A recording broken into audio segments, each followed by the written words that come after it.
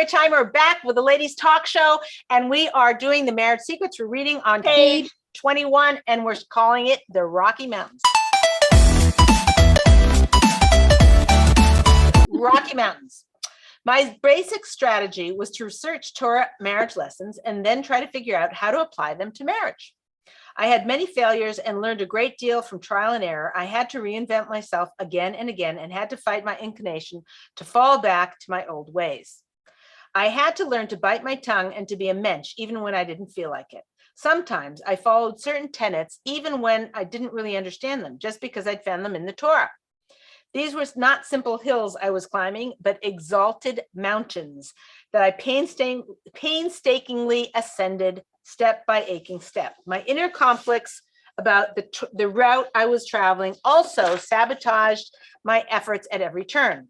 As you might imagine, I filtered everything through the lens of equality and equal partnership and found it hard to take any ancient advice at face value. And by far the most difficult challenge for my powerhouse woman, powerhouse woman, was to let go of control, as we talked about in last class. I wanted to control my life, my husband, my children, and my future. Giving any power and control over to my husband felt scary and foolish to me, and yet withholding power and control from him meant he could never be the powerhouse man that I wished him to be. It turns out that Chazal teach many brilliant ways to resolve these issues, which we will get to, but this aspect made for quite an arduous journey. The only thing that kept me marching forward is that the ancient wisdom seemed to actually work. Since God created us in the first place, he has the insight into what creates harmony in the home while still making us feel validated and powerful.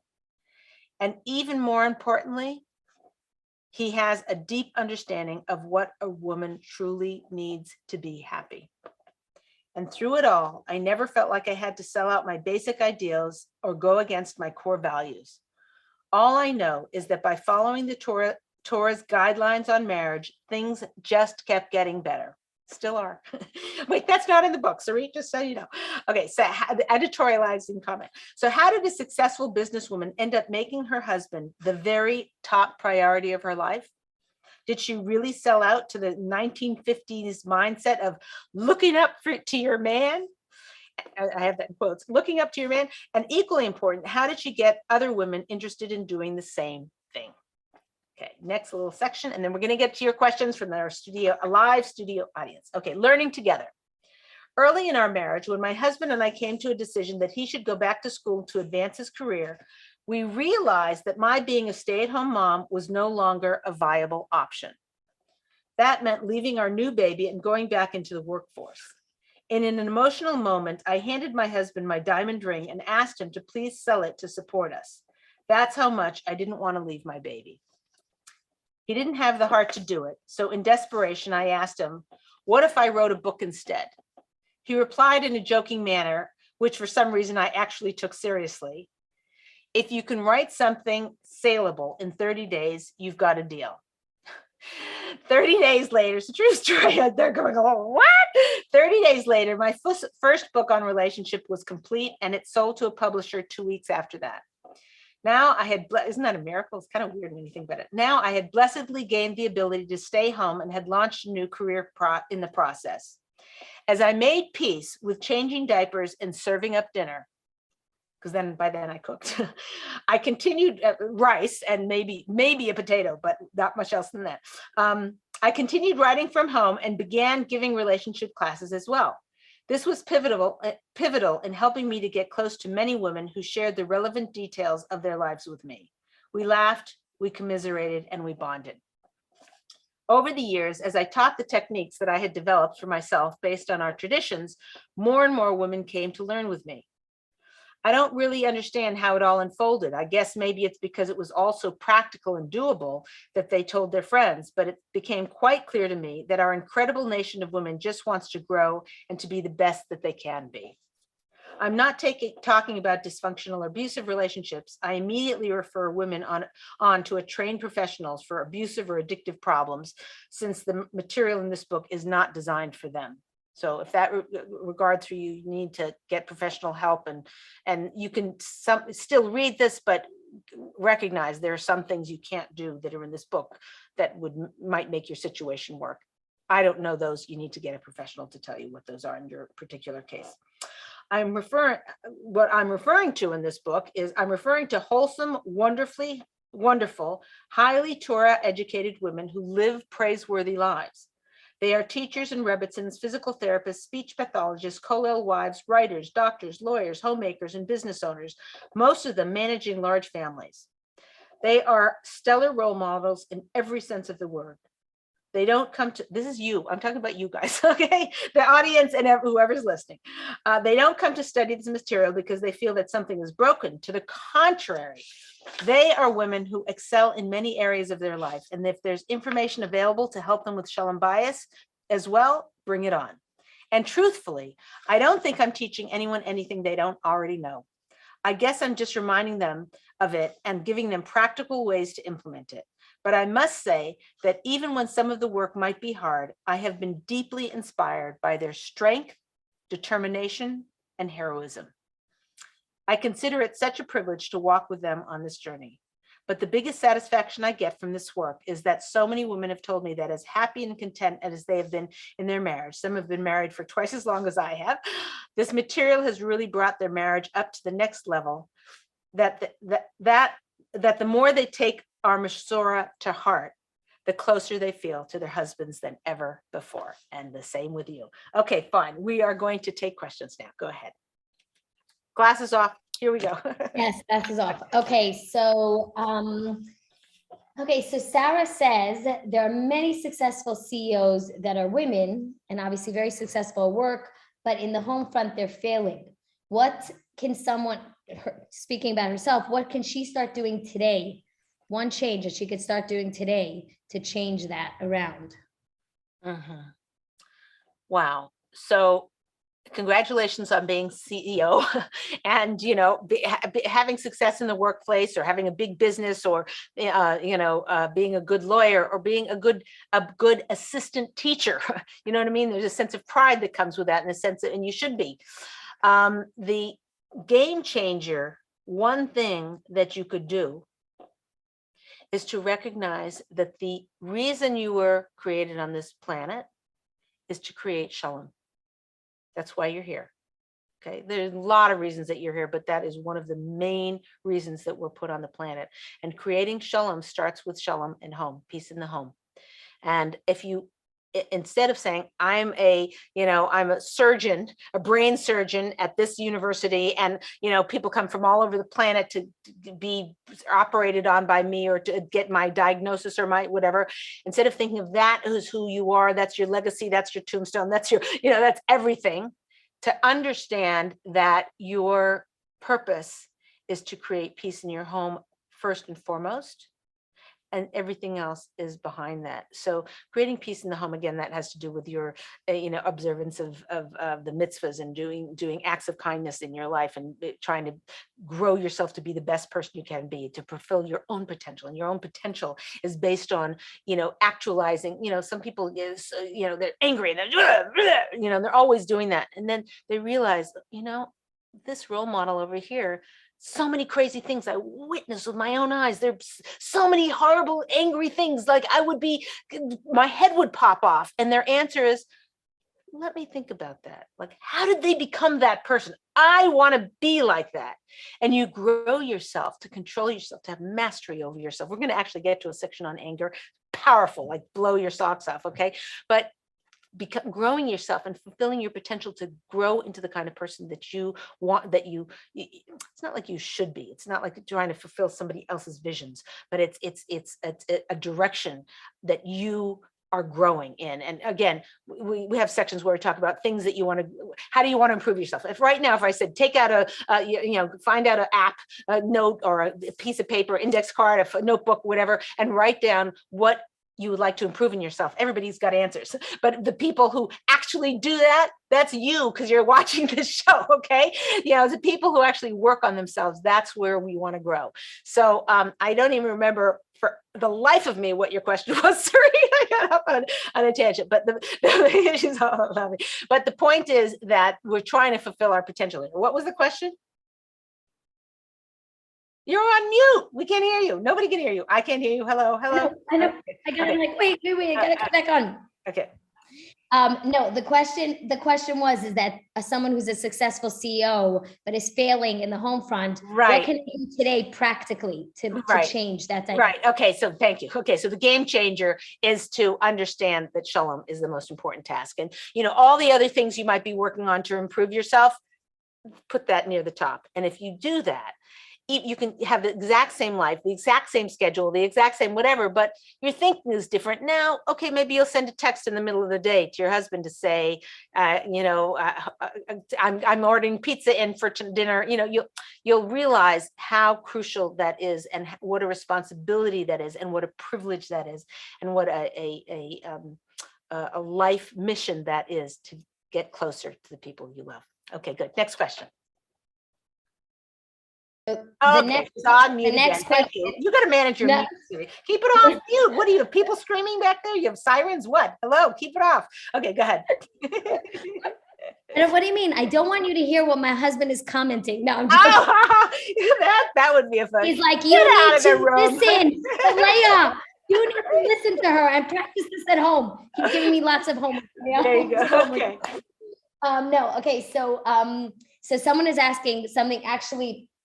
Sarah, I can relate to you because my name is Sareed, and it's literally would be my question. She says that in her home, she saw her mother as being someone that was very powerful and really was the one that controlled the house. It was something that then it translated into her own marriage. And she says, how is somebody supposed to take what they've seen in their own home and then actually recreate something different if that's really what they've been seeing for a very long time? And it's not that it was bad, meaning it worked, but not the way that she wants her marriage to be, obviously. So her mother was controlling, and she wants to learn how not to be controlling. Correct. And it wasn't a bad thing in that situation, or maybe she didn't see, meaning I could say the same. It worked in my parents' relationship. Right. But I know for myself that it wasn't working, and it's not working. But it's so ingrained in me because it's what I've seen. So. Right. So first thing you have to realize, that challenge that you have, first of all, good for you for noticing it and recognizing it and admitting it and asking that question. So already, like, I'm sure the people who are listening to this, like, wow, that person's amazing for even recognizing that. So that you should we don't pat ourselves on the back enough, and I'm patting you on the back right now here. Okay. So what you have to understand, though, is that that challenge that was placed on your lap, it looks like it was put there by your parents, or it was put there by your husband, maybe letting you take control when maybe he, the dynamics shift, should have gone a different way. That challenge, just recognize that challenge was given to you by God himself. Like, you have your soul, and your soul came into the world this XYZ way. This is how your soul came. And, you have the potential to grow it over here and be a bigger flower, and to be, to grow it and to organically and whatever, and to systematically grow into a bigger you. This is the challenge that you need at this time in your life in order to be the best you and to maximize your potential and give your soul back to God after 120 in the most profound shift that you possibly can. That's why we're here.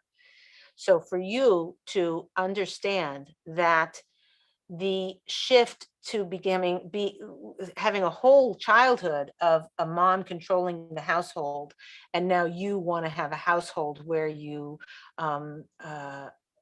influence. We have a whole chapter on this, where you influence rather than control. That's really the operative thing that will help you transition it, is to understand it's a challenge from God, and now you need practical tools to do it. So I'm going to give you 5 quick ones. Okay. Number 1 is recognize that you want to influence, not control. So what happens, the wife says, do that. No. And I think, oh, we want it this way. And no, we're having pizza tonight. And the wife is, you're controlling everything. Right. So what a woman doesn't understand is she feels like if she doesn't control, there's going to be chaos. So the first thing is to realize it's far more powerful to have influence than control, because if you say, I want to have pizza, and he goes, okay, so now is he happy? No. Is he, going to retribute and take other decisions from you because he needs control? It's going to have horrible ramifications that you probably aren't even aware of at this point, but you'll start to see them as you go through life with this new understanding about how bad control is, how important it is to a husband, and how a wife does not need control. If you don't understand this, go watch the last show, the show right before this one, and we talked a bit about this. But the point is that if you understand that influence is the key that's going to make the shift, turn the whole thing around. When your husband, and when you say, I want pizza, right? Instead of saying that, you say, I was thinking of pizza. What do you think? He's like, well, I wanted hamburgers. I'm like, oh, okay. Yeah, that sounds good. I'm also in the mood for pizza. Or I really crave pizza. How about you? I'll make you guys hamburgers and I'll eat pizza, whatever it is, but you just let him have control. You will be shocked within a week. He's going to turn to you and say, in a thing where it was a battle, and he's going to say, I was thinking of burgers tonight. What do you think? Did you want pizza, or you want, like, he'll start asking for your opinions and your influence because he's got control. When you give your husband control, he has the power he has the freedom or the space to ask you for your opinions and influence. You have to try this at home to see. This is guaranteed. I guarantee this. You can write me emails if it doesn't work for you, or if it does work for you, whatever, info@ladiestalkshow.com. And you'll be like, your mind blown. Okay. So that's the first thing, influence. Second tool is zip your lip. Sorry. Someone said, you can't tell a woman to put duct tape on her mouth. Yeah. I can tell it to a guy too. I'm telling you, put duct tape on. When you're about to say something or cut him off or interrupt him or whatever, stop, freeze, just don't say anything. That's a second tool. Another tool, not caring so much. Asking yourself in the thing, he's sitting there saying, I want to be early to the wedding. You're like, no, I want to be late. You're like, is this worth ruining my shalom bayis for? Is this worth it? Like, why am I fighting over such a stupid thing? This will help you to let go of so many things. Like, you're like, it makes no difference. Like, what you're fighting, you want a certain, please call your mother and tell her that it wasn't my fault, that blah, blah, blah. And you keep fighting with them. And you just won't do it. And you just can't even let go. And then you're like, you know what? For whatever reason, God doesn't want him to do that. He doesn't want to do that. Whatever, things are going to work out for the best, because right now I'm giving in for shalom in my house. You will see miracles of blessings pour into your home from this. The fourth one is way to give up control is find somebody in your life who you can use as a mentor. Like, you've had your mom your whole life, and maybe she's wonderful and whatever, but find somebody else who you see is more of an influencer than a controller. And then the last idea is to let go of control, is to systematically think about things in your life that you take control over. Maybe make a journal, maybe start journaling. Some people are really good at this, love this, it really works for them. So either get a beautiful one with a pretty pen and a turquoise cover, that would be mine, or whatever your color is, and you write down and journal and say, here are the things that I keep control over. Here are the things I wish I could let go of. I told there was a woman, she was actually a top-notch lawyer. I mean, it was a partner in a huge firm. If I told you the name of the firm, you'd probably heard of it. Well, maybe not, I don't know, whatever. But she was whatever. And I told her, she had come to a learning session with me, and she emailed me and she said, I want you to know something. She said, I have been to every doctor, every masseuse and whatever for, my neck. I have so many neck problems. One time I was even wearing a brace for it. She said, I have all this tension. I carry all my stress in my neck. Since I let go of control, I have zero neck pain. Like, here we are curing with the life, but this is a true story. I couldn't make this stuff up. Well, maybe I could, but anyway, they actually have heard her tell it in subsequent times. She's told it to other women. I know this sounds horrible to you to let go of control, but I'm telling you, your whole life will change. Okay, that's it. Let's go to the next question. We spent a long time. Okay, so Rebecca asks, she says, if your husband has a major, something major in the job, he's a lawyer, he has a trial or a case, how do you share household responsibilities so that you don't feel it's all on you? Very good question. And I don't know whether what I'm going to say is politically correct or not. So forgive me if it isn't, because I don't know, but I just know what the number one thing you are going for here is shalom bayis, is peace in the home. It's not fairness. It's not, equality. It's not what's the politically correct thing to do. You want to go with what is the thing that will bring about the most shalom, the most peace in your home. That's the number one thing. And that is getting a housekeeper. Okay. And I don't care whether you have to borrow money to do it, or whether you have to sell your diamonds, or whether you have to, whatever you have to do to get some more help in the house. If he's got a big case and he's stressed out and whatever, can you imagine? Put yourself in his shoes. You're worried about, you want to still be close with your wife. You want your kids to still know your name, and your boss is breathing down your neck. And if you win this case, X amount of dollars come in and you're kind of set for the year. If you don't win this case, then you don't get the bonus. And now you're going to be struggling and whatever, looking for your next big win. I mean, it is a lot of stress. And can you imagine coming home with that kind of anxiety and that kind of stress, and then being shunned or thrown in the doghouse because you didn't empty the garbage, and you didn't bust your tray, and you didn't your dishes, or whatever it is, or demands were made of you. It's just not nice. It's just not nice. Now, if you're also working, let's say you're a surgeon, let's say you're a pilot, an airplane pilot or whatever, and you have your own stresses or whatever, and he also has his, something's got to give, and it's got to be shalom has got to be number one. So that has to be the house cleaning or something else. Frankly, I'd rather see you and your husband go out and take a long walk for 2 hours around the neighborhood on one night, on a weeknight, to de-stress and reconnect and whatever, and come home and have, I'm not joking, dirty dishes from a week ago in the sink, and the floor covered with crunched up Cheerios. That's better than a spotless house and two people aren't connected. Next question. Okay, so Naomi asks, how do you maintain peace in the home when facing financial insecurity? Very good. It's one of the biggest challenges. Here, if you guys ready for this? This is another strap your seatbelt on, because when you hear this answer, you'll be blown away, because it's not what you normally think. I'm just going to tell you a truism in the spiritual world. And this is from, this is our 3,000-year-old track record of bulletproof. This stuff works. Okay. This 3,000-year-old ancient history I'm telling you right now. And that is that parnasa, money coming into the home, has to do with how much a wife receives from her husband. So if the wife is fighting and battling 24/7, it's going to shut down the receptors of money coming into the home. These are spiritual truths, and they're hard to measure. So I can say anything I want because you can't measure, but all I can tell you is try this at home. You will find, if you become a bigger receiver to your husband's blessings that he brings to you, the larger the receiver you are, the more blessings and the more money will come into your home. We have a ladies talk show called How to Make Your Husband Rich. Watch that.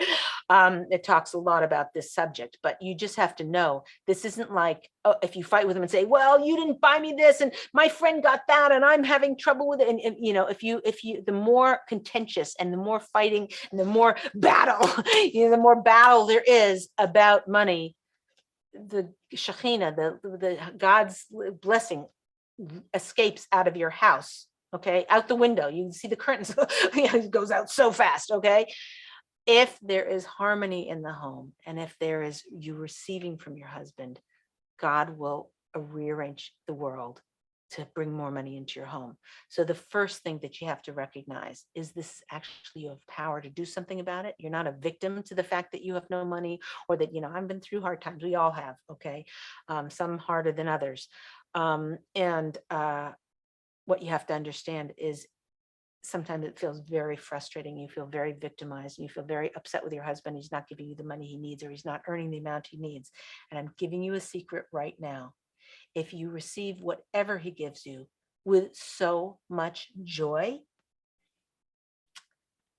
does something to a man.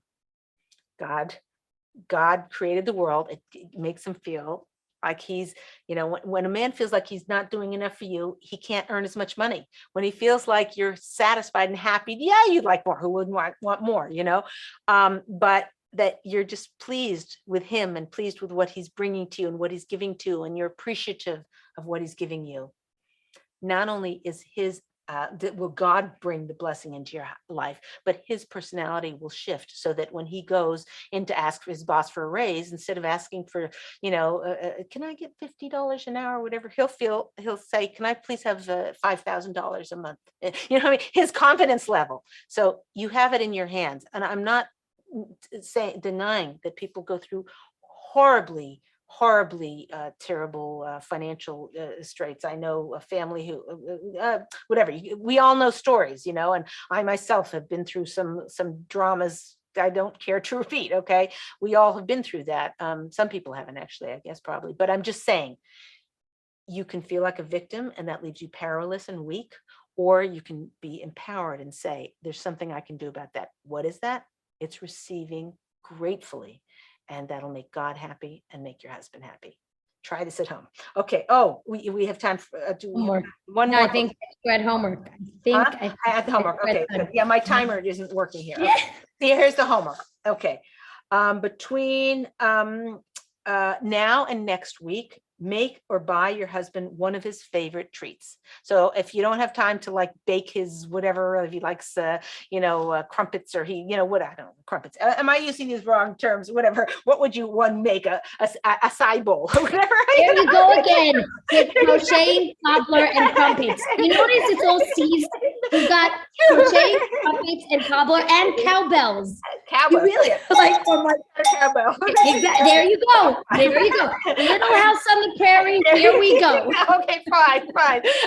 Very adorable. Okay, so make or buy your husband one of his favorite treats this week, between now and next week. This is Leah Richeimer for the Ladies Talk Show. We'll see you next time.